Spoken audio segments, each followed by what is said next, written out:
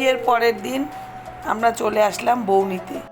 শেষ মুহূর্তে মা বাবা ধান দুব্য দিয়ে আশীর্বাদ করছে, তার সঙ্গে তো আছেই কান্নাকাটি। একটা মেয়েকে ছোট থেকে মানুষ করে খুব সযত্নে মা বাবা।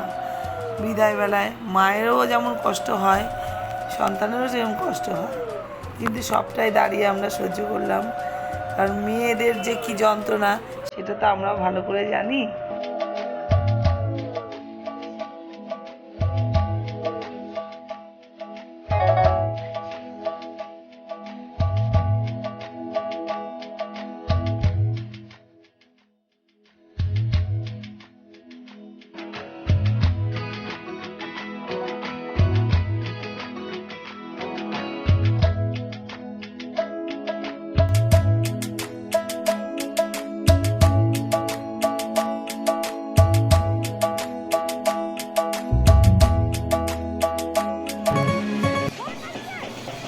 এরপর আমরা চলে আসলাম নিজেদের বাড়িতে, ছেলে বউকে সাথে করে নিয়ে।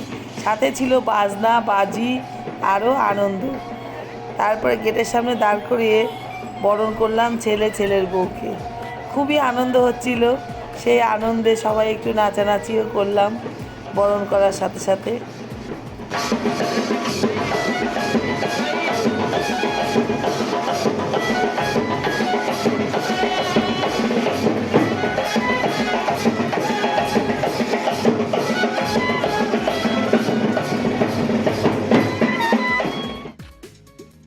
তারপরে শুরু হলো বর বউয়ের সব নিয়মকানুন।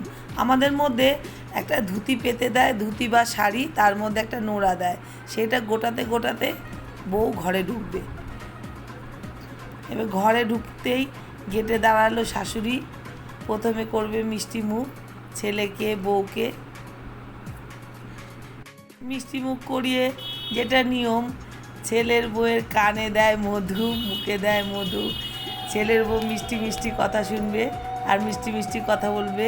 তারপরে ঘিয়ের প্রদীপ দিয়ে ছেলের মুখ দেখবে, ছেলের বউয়ের মুখ দেখবে। এই নিয়ম করে নিয়ে আসা হলো বউকে ঘরে। তারপরে দিদি ছেলের বউকে কোলে নিল, নিয়ে মুখ দেখে দিল লোহা বাঁধানো। তারপরে ধান দুব্য দিয়ে আশীর্বাদ করলো। এইবার আমরা নিয়ে চলে গেলাম বউকে ঘরে।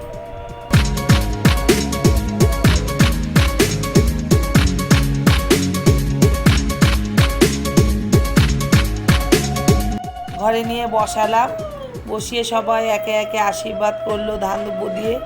যা যা দেওয়ার ইচ্ছা বউকে তাই দিয়ে বউকে সবাই আশীর্বাদ করলো।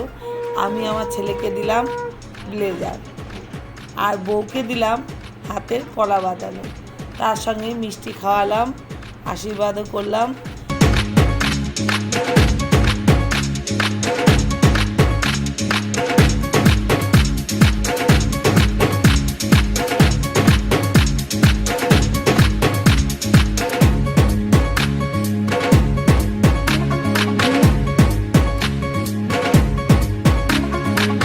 সবার আশীর্বাদের পালা শেষ।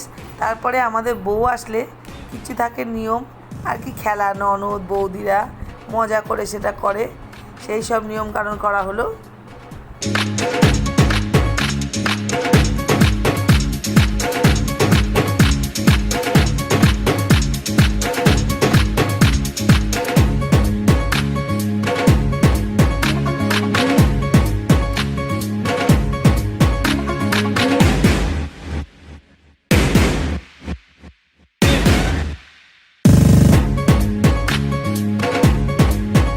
হাসি মজা চলে। আমাদের বধূবরণ পালাটা শেষ হলো। পরের দিন হলো বউ ভাত। ওই ভিডিওটা দেখতে কিন্তু একদম ভুল করবে না, অবশ্যই দেখবে।